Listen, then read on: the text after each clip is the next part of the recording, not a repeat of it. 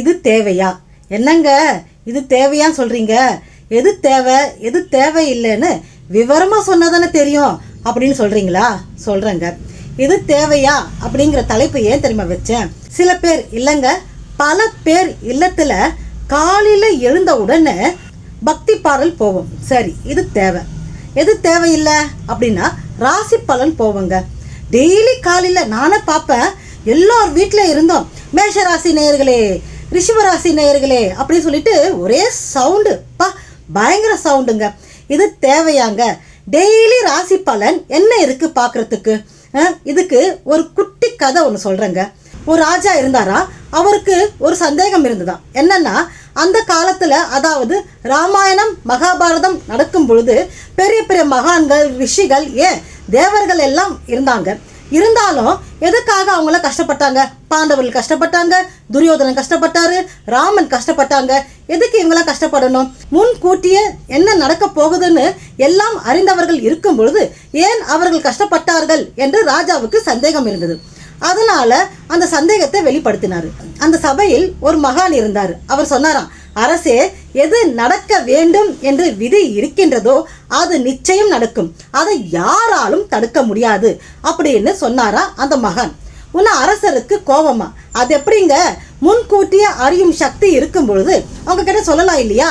பாண்டவர்கள் கிட்ட, ஏன்பா நீ சண்டை போடாத, இப்படி சண்டை போறதுனால உங்களுக்கு பாதிப்பு வரும், அதனால சண்டை போடாதீங்க சொல்லிட்டு சண்டை நடக்கிறதுக்கு முன்னாடியே சொல்லியிருக்கலாம். முன்கூட்டியே துரியோதனிடம், நீ வேஸ்டா பாண்டவர்களிடம் சண்டை போற, அப்படி சண்டை போறதுனால உனக்கு ஒரு பிடி மண்ணு கூட கிடைக்காது, ஒண்ணுமே இல்லாம போவ, அதனால நீ சண்டை போடாதன்னு அட்வைஸ் பண்ணி இருக்கலாமே. முன்கூட்டியே நடப்பதை அறியும் சக்தி உள்ள மகான்கள் ரிஷிகள் ஏன் அவர்களுக்கு புத்தி சொல்லவில்லைன்னு அரசர் கேட்டாராம். அதற்கு அந்த மகான் சொன்னாராம், சரி இவ்வளவு பேசுறிய, விதியை மாற்றும் சக்தி உனக்கு இருக்குன்னு நீ நினைச்சனா 7 நாள்ல உனக்கு ஒரு பிரம்மஹிஸ்தி தோஷம் பிடிக்கும், அதுல இருந்து தப்பிச்சுட்டா நீ என்ன பாரு, அப்படி தப்பிக்கலனா நான் உன்னை பாப்பேன் அப்படின்னு சொல்லிட்டு அந்த சபையை விட்டு அந்த மகான் வெளியே போயிட்டாராம். அரசருக்கு ரொம்ப அதிர்ச்சியா இருந்ததாம். என்னடா 7வது நாள் நமக்கு பிரம்மஹிஸ்தி தோஷம் பிடிக்கும்னு இந்த மகான் சொல்லிட்டாரு, இதுல இருந்து தப்பிக்கணும், இல்லைன்னா அசிங்கமாயிடும். அந்த மகான் பாத்தியா, விதியை வெல்லும் சக்தி உன்னிடம் இல்லை, முன்கூட்டியே எல்லாம் சொன்னேனே என்ன செய்தாயின்னு நம்மளை பார்த்து கிண்டல் பண்ணுவாருன்னு சொல்லிட்டு எல்லா சாமியாரைகளையும் மகான்களையும் அழைத்து எனக்கு பிரம்மஹிஸ்தி தோஷம் பிடிக்காம இருக்கிறதுக்கு என்ன செய்யணும் அப்படின்னு கேட்டாங்களாம். உடனே எல்லா மகான்கள் ரிஷிகளை என்ன சொன்னாரா, அரசே நீங்க கவலைப்படாதீங்க, நீங்க என்ன செய்யுங்க, 7 நாளும் அந்தணர்களை வைத்து அதாவது பூஜை பண்ணுங்க, யாகம் செய்யுங்க அப்படின்னு சொன்னாங்களாம். உன்ன அரசரும் சரி சொல்லிட்டு 7 நாளும் பயங்கரமா பூஜை பண்ணாரு. யாகம் விடிய விடிய 24 மணி நேரமும் ஓமம் வளர்த்துட்டே இருந்தாங்க.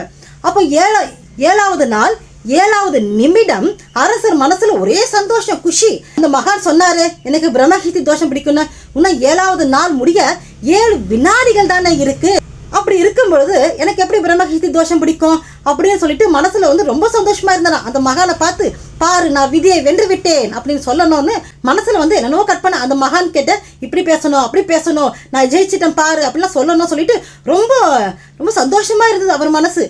7வது நிமிடம் வர நேரத்துல அந்த 7 நாளும் பூஜை பண்ணாங்க இல்லையா, அதனால ஒரு அந்தனர் கண்ணை மூடி தூங்கிட்டு இருக்காரு. அப்படி சொக்குது, ஆனா வாய் உச்சரிக்குது, மந்திரம் உச்சரிக்குது, ஆனா கண்ணு அப்படியே சொக்குது, தூக்கத்துல சொக்குது. அந்த அரை தூக்கத்துல இருக்கும் பொழுது அவர் கனவுல ஒரு சிங்கம் அவரை கடிக்க முன்னாடி அப்படியே பாயிற மாதிரி ஒரு கனவு. அந்த அரை தூக்கத்துல அந்த அந்தனர் கனவு காண்றாரு. அந்த நேரத்துல அந்த யாகத்துல உட்கார்ந்து இருந்த அரசர் என்ன தெரியுமா பண்றாரு, ஓமம் வளர்த்து கொண்டு இருக்கும் அந்த அந்தனரை லைட்டா அப்படி தட்டி எழுப்ப பாக்குறாரு. அப்படி உடம்புல அப்படி கையை வச்ச உடனே அரை தூக்கத்துல இருந்த அந்தனர் அவர் கனவு கண்டாரு இல்லையா, புலி அவர் விரட்டுற மாதிரி. அவர் அந்த நேரத்துல அரசர் அவரை தொட்ட உடனே புலிதான் நம்மளை கடிக்க வந்துருச்சோன்னு சொல்லிட்டு அந்த தூக்கத்துல எகிரி குதிச்சு யாக குண்டத்துல வீழ்ந்துடுறாரு. இன்னும் அரசர் பதறி போறாரு. அந்த 7வது நொடி அந்த எப்படி பிரம்மஹிஸ்தி தோஷம் பிடிக்கும்னு சொல்லிட்டு அந்த மகான் சொன்னாரோ அதே போல அந்த 7வது நொடி அந்த அரசர் அந்த அந்தனர் யாகம் செய்யும் அந்தனரை அரை தூக்கத்தில் இருக்கும் அந்த அந்தனரை அழகா அப்படி மெல்லமா அப்படி தொட்ட உடனே பயத்துல புலிதான் நம்மளை கடித்து விட்டதோன்னு பாஞ்சு தீயில விழுந்துட்டாரு. இதனால அவருக்கு அரசருக்கு பிரம்மஹிஸ்தி தோஷம் பிடித்து விட்டது.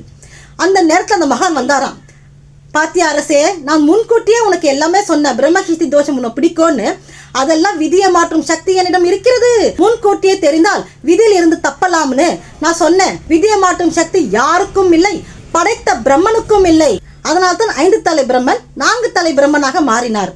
அதனால தான் சொல்கிறேன், விதியை மாற்ற சக்தி யாருக்கிட்டுமே இல்லை. நடக்கணும்னு இருக்கிறது நடந்து தான் தீரும்னு. இதை ஏன் நான் உங்களுக்கு சொல்கிறேன்னா, டெய்லி ராசி பலன் பார்க்குறாங்க பல பேர். அது வந்து நெகட்டிவ்ங்க. காலையில் வந்து சுவாமி பாடல் ஒலிக்க செய்கிறாங்க. அது ரொம்ப நல்லது, நல்ல வைப்ரேஷன் கிடைக்கும். அடுத்த செகண்டே மேஷ ராசிக்கு அஷ்டம சனி, ரிஷப ராசிக்கு பாத சனி, அந்த சனி இந்த சனியும் சொல்கிறாங்க. இதனால் அந்த இல்லத்தில் வந்து நெகட்டிவ் வைப்ரேஷன் அதிகமாக வீழும். இது தேவையா சொல்லுங்கள்? மனுஷனாக இருந்தால் ஜலதோஷம் பிடிக்கும், ஜாதகமாக இருந்தால் எல்லா தோஷமும் பிடிக்கும். அதனால டெய்லி ஜாதகம் பார்க்கணுன்னு அவசியமே இல்லை. காரியம் பண்ணும்போது ஜாதகம் பார்க்கணும். கல்யாணம் பண்ணும்போது, இல்லை வீடு கட்டும் போது, கிரகப்பிரவேசம் பண்ணும்போது, இல்லை மாதத்துக்கு சந்திராஷ்டமம் வருது இல்லைங்களா, அந்த நேரத்தில் வந்து ஜாதகம் பார்க்குறது, டைம் பார்க்குறது எல்லாமே செய்யலாம். டெய்லி ராசி பலன் பார்க்குறதுனால எந்த லாபமும் இல்லைங்க, நஷ்டம் தான் வரும். நெகட்டிவ் வைப்ரேஷன் அந்த இல்லத்தில் வந்து அதிகமாக ஒலிக்க செய்யும். நெகட்டிவ் வைப்ரேஷன் இருக்கிறதுனால அந்த இல்லத்தில் வந்து நல்ல விஷயங்கள் வந்து தடப்படும், விளங்காமல் போயிடும். சுருக்கமாக தப்புன்னு சொன்னோன்னா, டெய்லி ராசி பலன் பார்க்குற வீடு வந்து விளங்காமல் போயிடுங்க. இது யார் என்ன வேணாலும் கோச்சிக்கலாம், அது வந்து எனக்கு கவலையே இல்லை. ஏன்னா டெய்லி பார்க்கவே கூடாது, அது தேவையே இல்லை. அப்படி பார்க்குறதால கஷ்டங்கள் தான் வரும். ஏன்னா சம்மந்தமே இல்லாத ஒரு ராசியை வந்து நம்ம கேட்குறோம். உதாரணத்துக்கு விருச்சிக ராசின்னு எடுத்துக்கோங்களேன். நம்ம வீட்டில் விருச்சிக ராசியே இல்லை. அப்போ என்ன சொல்லுவாங்க, விருச்சிக ராசிக்கு நீ நேரம் சரியில்லை, அஷ்டம சனி இருக்குது, உஷாராக இருக்கணும், தேவையில்லாத பிரச்சனை வரும் அப்படின்னு சொல்லுவாங்க. அது வந்து அந்த வீட்டில் வந்து ஒலிக்கும். அந்த வீட்டில் வந்து அந்த ஒலிக்கிறதுனால நெகட்டிவ் வைப்ரேஷன் அந்த இல்லத்துக்கு வந்து அதிகமாக இருக்கும். காலையில் நல்ல வைப்ரேஷன் வரணும்னு எப்படி சாமி பாட்டு போடுறீங்களோ, அதன் பிறகு எதுக்கு ராசி பலன் பார்க்கணும்? கடவுளை வணங்கின பிறகு எதற்கு ராசி பலன் சொல்லுங்க? எல்லா ராசியுமே நல்ல ராசி தான், எல்லா நேரமும் நல்ல நேரம் தான். காலையில் நல்ல பாட்டுகளை ஒலிக்க செய்துவிட்டு ராசி பலனையும் ஒலிக்க செய்தால் அது வீடு விளங்குமா? உருப்படாதுங்க. நீங்கள் என்ன வேணால் கோச்சிக்கலாம், எப்படி இப்படிலாம் சொல்லலாம், இது வந்து சொல்கிறது தப்பாச்சு அப்படின்னு சொல்லிட்டு பல பேர் என் மேலே கோவப்படலாம். அது வந்து நான் நினச்சேன், அதை பற்றி நான் வருத்தப்படலை. ஏன்னா நெகட்டிவ் வைப்ரேஷன் இருக்கக்கூடாதுன்னு சொல்லிட்டு நெகட்டிவ் வைப்ரேஷன் தானே காலையில் ஒலிக்க செய்கிறீங்க. அதனால உங்கள் நல்லதுக்கு தான் சொல்கிறேன். கேட்டால் கேளுங்க, கேட்கலன்னா உங்கள் இஷ்டம். நன்றி.